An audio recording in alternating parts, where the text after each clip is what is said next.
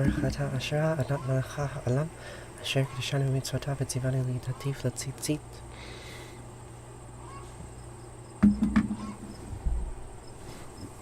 Good morning, everyone. Good morning. We'll start with a vocal warm-up. Goes like this.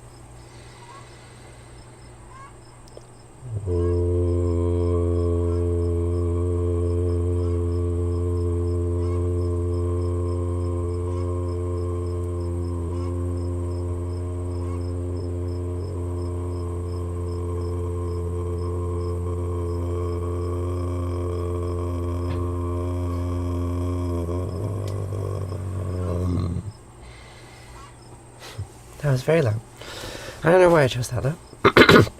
Now I'm going to do something a little bit higher, so that I can practice the tone that I will make when I speak. Good morning, Chloe. How are you?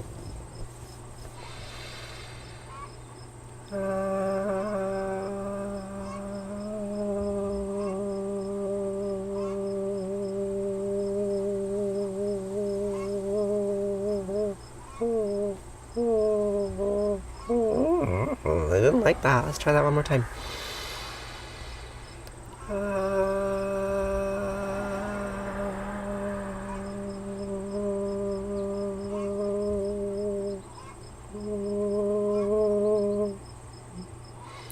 Guess that's what we get today. I'm doing pretty good.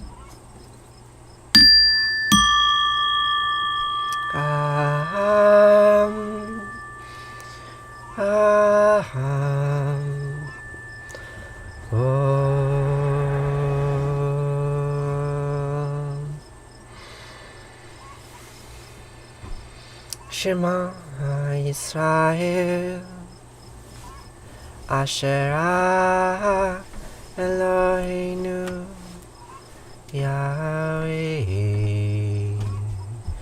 Echad.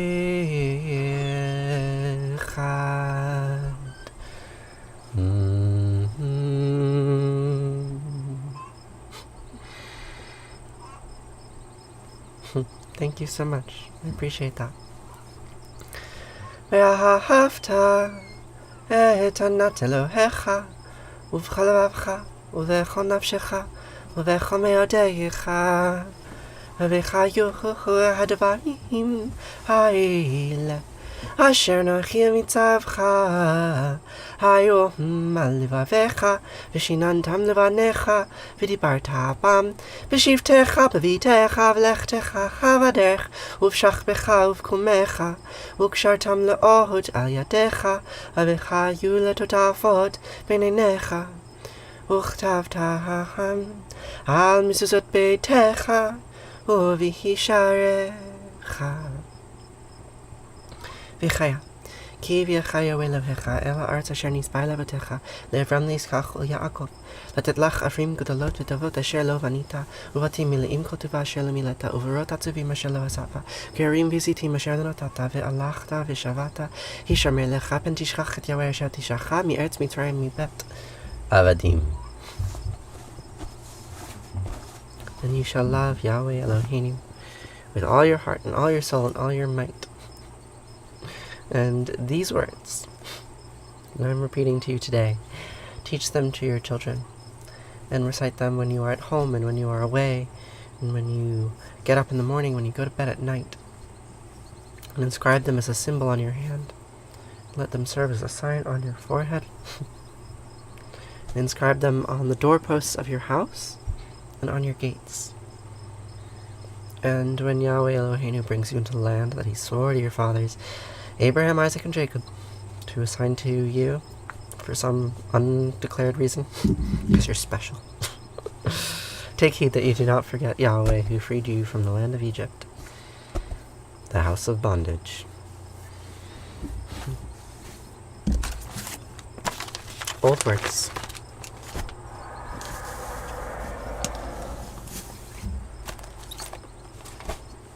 So, we're going to continue now reading from the Enuma Elish. We're almost done. We're in the last pages of the last tablet And this final tablet is very interesting. It's a repetition of sacred names, right? So we just read this story about how Marduk became king of all the gods, right? Through cosmic war. He used his very special bow to kill Tiamat, the divine mother, ripped her in half, created the heavens and the earth, created a race of humans to, work the land so that the gods could finally rest. And after all that, they declare him king, and then they say, let us praise his many names, because there's this interesting, like you can see even here, 4,000 years ago, the beginnings of the development of a kind of monotheism, right? And it's not monotheism in that there's only one God, but monotheism in that one God is the most important, right? And in order for him to be the most important, he has to take on the roles of the other gods. So we have this litany of names, and with each name, Marduk takes on a different attribute, a different quality, and yes, I am using a check as a bookmark, because I can. What's the check for? It's a check that Dustin wrote us because we gave him money. Oh, it's a return on... Yeah. That's cute. He paid all that back. Yeah, he did. That's cute. Yeah. Wow. I never knew that actually happened. Ever. For anyone. Yeah. Yeah, he's a good one. Thank you, B. In any case, Marduk has many names. Good morning, Paige. Would I say I'm a hippie? Other people call me a hippie.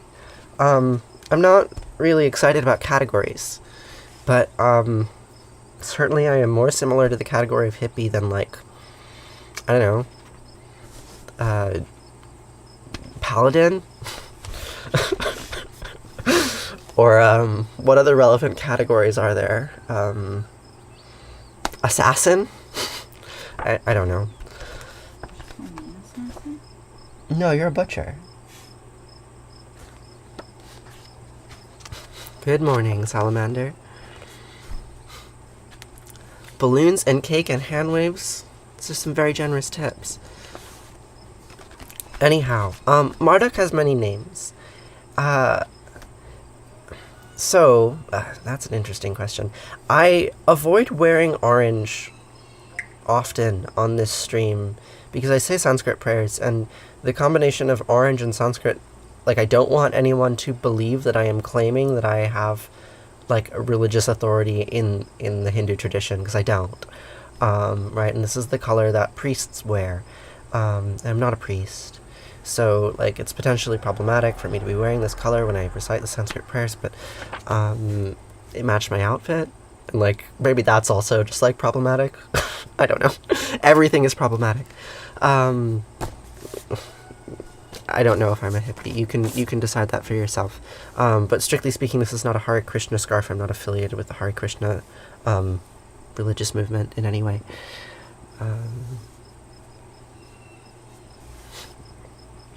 You don't know what to search for when it comes to finding similar content? You know, I don't know either. I wish I could tell you other people making dumpster diving mushroom TikToks, but I think I'm the only one. Yeah. Yeah, do you follow Jules? Jules makes good content. Jules Amanita. You could follow them. They're with me this month.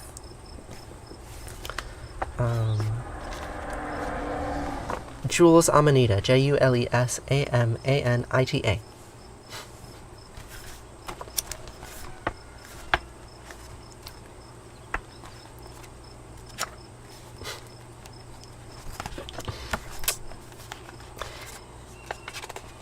There are many strategies to get me to pay attention to you in the chat, and some of them are more effective than others.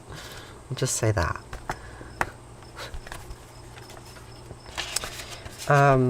So Marduk has many names. And I think this aspect of the god with many names is a very interesting one that we don't see it often in America, right? Because God has no name in America. It's just God, right? This generic, like, I guess Jesus has a name, but Jesus' only name is Jesus, right? But when you go back to these old stories, they're abundant with names, right? They have names for everything. And I really like that plurality of names. I think it's a very interesting way of trying to conceive of the divine, right? Right, like you recognize that you can't actually refer to all of the things that you want to refer to with a single syllable pattern, so you come up with hundreds. So we're gonna read about some of Marduk's many names, because somebody wrote about it 4,000 years ago, and they wanted me to know. So now I want you to know. Thank you, Rat. I appreciate that.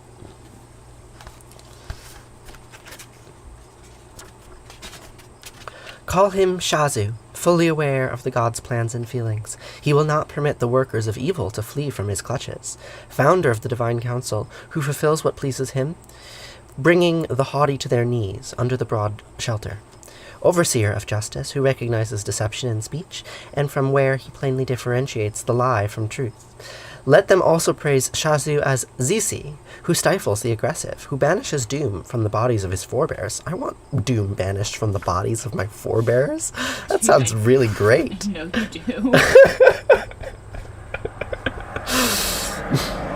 The god's third, Shazu, the third name, I assume, is elided there. Shazu is Shurim, who eradicates all enemies in war, bringing an end to their plans, banishing them far and wide, bringing an end to all who are evil, no matter where they are, that gathered gods may forever remember his victories. Fourth, he as Shazu should be known as Shugurim, having charge of the compliance of his forebears, the gods, who eradicates the enemy and obliterates their descendants, who ended their designs so that nothing remained of them. May his name be praised and declared throughout the land. Fifth, let the descendants of man know Shazu as Zaharim, who brings every enemy given to haughtiness to an end, and all the gods who had been driven out to their temples, so may it be instituted that he might be known by this name. Sixth, have him likewise worship Shazu as Zagurim, who brought an end to every enemy by his fortitude in war.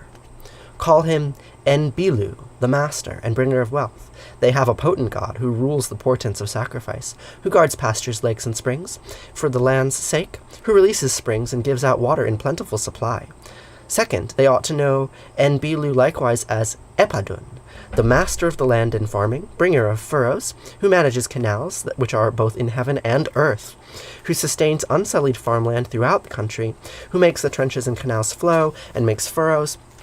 Third, plays Enbilu as Gugal, of irrigation of the gods, a lord of plenitude and abundance, of heaping grain, who brings about wealth and distributes his excess to others, as the provider of grains and the cultivator of cereal crops. Fourth, that he as Enbilu is known by them as Higa, as he who gathers into piles the spare supply for the people, who is the provider of plentiful rains across the wide earth, and brings about the burgeoning of all vegetable life. Names upon names upon names. I have a question. What's your question? You know, they talk about he ends all the evil ones, but a while ago we were talking about how evil was a concept that was invented by the Zoroastrians, Mm-hmm. and I was wondering about the chronology of the word evil in that text. Was the concept of evil already invented, or is that a translation artifact? I don't know. I tend to think that it's a translation artifact. Like, those who oppose Yeah. is different than those who are evil. Mm-hmm. Tima's not really evil. No, she created the world. She's pissed Yeah. because they kill her husband. Mm-hmm. But, like, the way the text reads doesn't particularly play her off as evil. Plays her off as beastly, Well, sure. right? Yeah. Like she's got scorpions and dragons with laser beams and things like that. Yeah. But beasts aren't evil. Yeah, there are a number of, like, anachronisms in this translation that I know for a fact are anachronisms, like, you know, weird High German words and things. Right, like, I imagine that there was a word for evil in Sumerian. But, yeah, I don't know what it would have meant.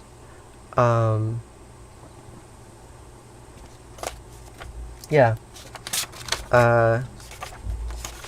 Certainly, the analysis of evil in this text is not the same thing as the analysis of evil in the New Testament, or right? Right. What I mean is that, like, when a modern translator uses that word, that there's all kinds of baggage on it that didn't exist necessarily in the text that they were translating, and it's important to recognize that and call it out. Yeah, I picked this translation because it was readable. Yes. But when you make something readable, you also lose some context.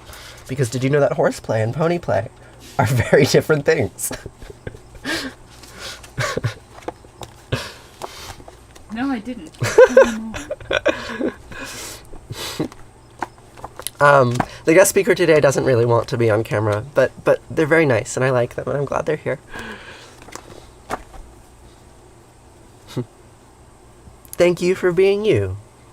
Val plays bass. I'm glad you're here too. So, we will conclude today with Arati.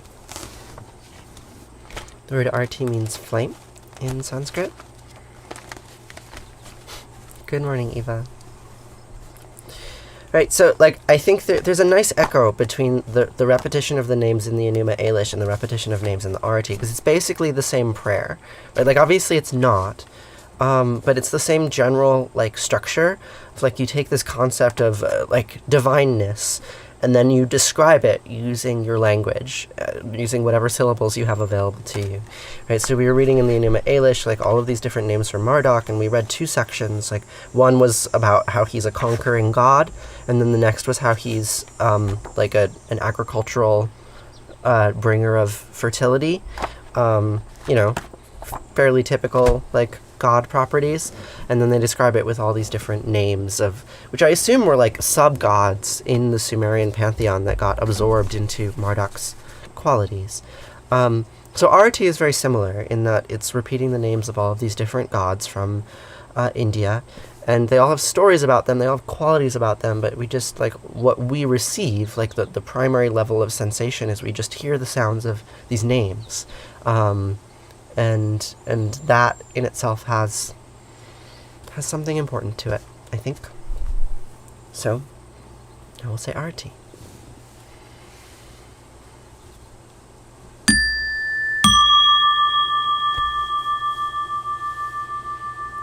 Jaya Jaya Arati Vina Vinayaka Vina Vinayaka Shri Ganesha Jaya Jaya Arati Subramanya Subramanya Kartikeya Jaya Jaya Arati Venugopala Venugopala Venuola Papa Vidura Navanita Chora Jaya Jaya Arati Venkantaramana Venkantaramana Sankatarana Sita Rama Radhe Shama Jaya Jaya Arati Gauri Manohara Gauri Manohara Bhavani Sankara Samba Sadashiva Uma Maheshwara Jaya Jaya Arati Raja Rajeshwari Raja Rajeshwari Tripura Sundari Mahalakshmi Mahasaraswati Mahakali Mahashakti Jaya Jaya Arati Anjaneya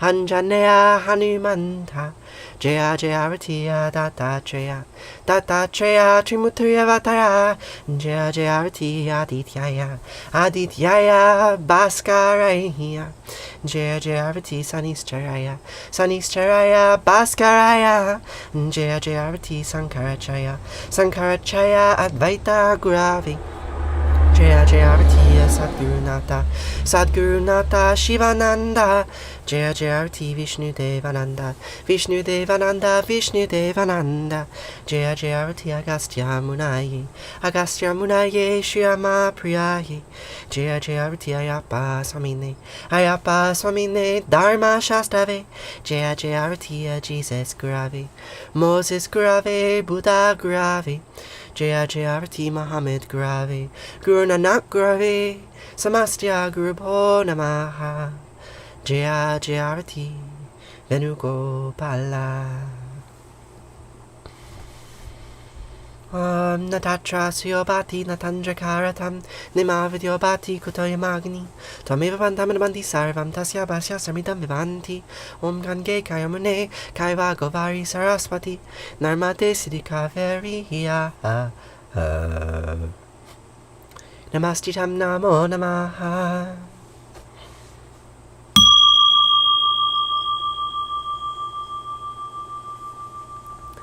Tvameva Mata Chapita Tvameva Tvameva Bandisha Saka Tvameva Tvameva Vidya Javinam Tvameva Tvameva Sarvam Mama Diva Diva Kayena Vacha Manasendriyarva Buddhyat Manava Prakriti Sabhavad Karomi Adyad Mangalam Parasmahi Narayana iti sarmar payami Sarvadharmam pravichayam amikam sarvadam vija Aham sva sarva papayo mokshayami masucha. Whatever actions I perform with my body, speech, mind, senses, my nature, my intellect, or my emotions, all these I dedicate to you. Yeah, you! That's a lot of responsibility. Do you think they're out of the party room yet? I hope so. Sometimes they take a long time. Right, showering together, it takes a while. Good morning, Erica. Monster in a shell. That prayer was called Arati. The word Arati means light or flame in Sanskrit. Right here we have our little flame light. And it's a repetition of holy names. What, Paige? You like our banter? They've been waiting to go to the bathroom for a long time. They're still occupied? You sure you don't want to go outside? It's a long way. Okay, I could carry you. Down the stairs? I could try. That sounds dangerous. Okay. I want to be miserable. You want to be miserable and play the block game? Yeah. Okay. Sounds good. So, to conclude the day, we're going to say Kaddish. And the word Kaddish means holy in Hebrew. It's also somehow made it into my last name. And I feel kind of lucky about that. It's a very good family, Kaddishes. Yeah, I like them too. Yeah, I make jokes that only you can understand. It's okay. Thank you, honey baby. Have I eaten breakfast? No, I haven't. And, I've been having more difficulty feeding myself these days, and so that actually means that I've been stopping eating on camera, because the food that I can make in my room is not satisfying me when I'm more active. Like in the wintertime, I can eat just like a bowl of grains and be good until dinner, but these days I can't, so after this stream I'm gonna go actually, like, lunch, like a large meal. So I apologize for not eating breakfast with you very often these days. You should never apologize for your body. Okay. Alright. That's reasonable. Anyway, my favorite version of Kaddish, the word Kaddish, Katesh, is this image here. It's just so great. This is the Canaanite goddess Katesh.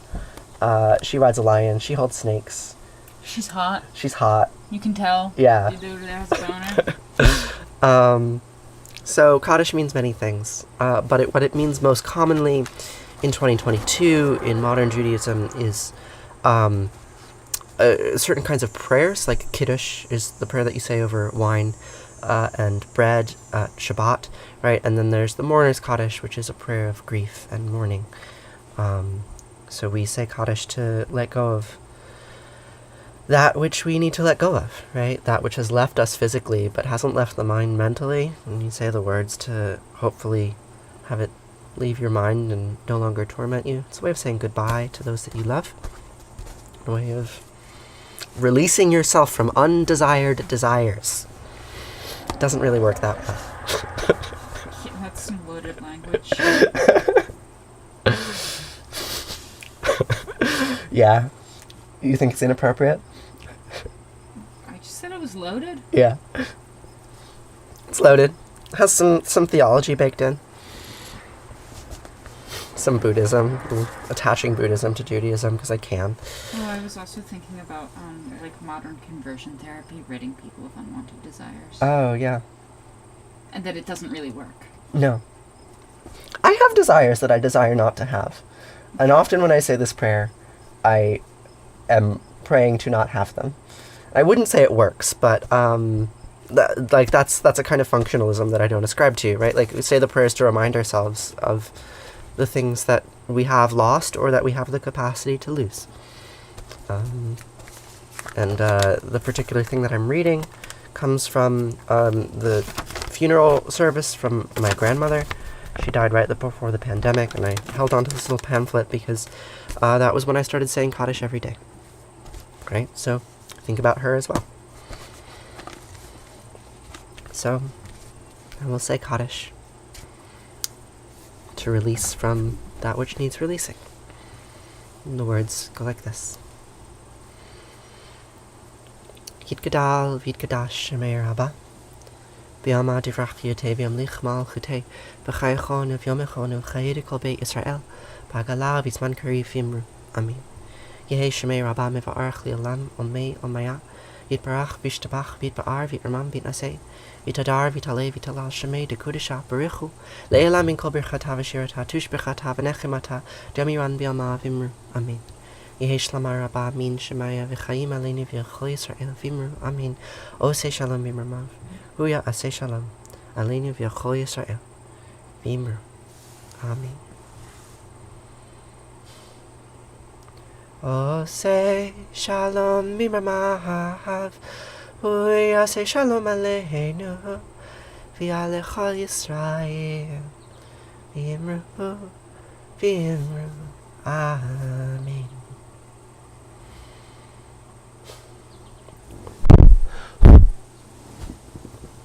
And with that, we conclude.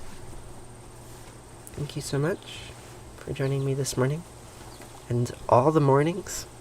Dr. Punk, you're very reliable. I appreciate reliability. Yeah, I'm gonna go get some food. Because I'm really hungry. And there's all these leftovers. You tell them what a nice dinner I made. They made such a nice dinner. Because I had a bunch of professors over for a tour and a meal yesterday. And we impressed them. You impressed them. You impressed them. Yeah, we both impressed them. These earrings, they're Ouroboroses. Isn't that great? Got Ouroboroses with triangles in them. It's pretty spectacular. My wife got them for me. Yeah, so we made a ton of food. So there's a lot of leftovers that I'm excited to eat. So I'm going to go downstairs and eat them. But I hope you all have a really lovely day. And I will not see you tomorrow because I have to wake up very early and go to school for a presentation. But I'll see you on Thursday? Hopefully Thursday. Yeah. Okay. Alright. Farewell. Have a nice day. Bye.